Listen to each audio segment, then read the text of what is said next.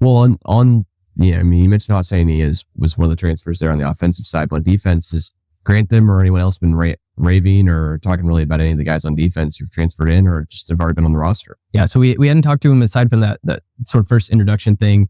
I don't think he mentioned anybody specifically, but some of the guys that, I personally like, Kyron Doolin, I think is how you pronounce his last name. He's a defensive end transfer from UTEP.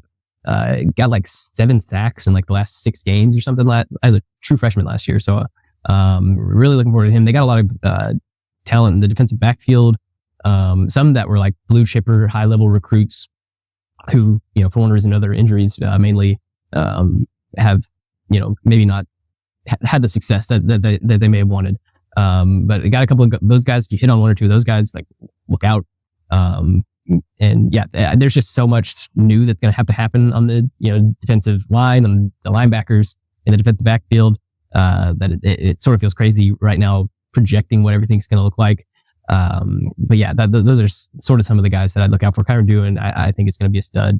McCoy, the Akron linebacker transfer, had, north of 100 tackles last year. They got a Saginaw Valley linebacker who I think they're pretty stoked about. I think Oklahoma State fans maybe get a little nervous whenever you start talking about, D2 transfers and stuff like that. But, I think they've liked him, as well. So, yeah, just so many moving parts that, a prediction or projection at this point, somewhat seems silly. But I think they've made some good moves, throughout the portal, which I think Oklahoma State fans should be happy about.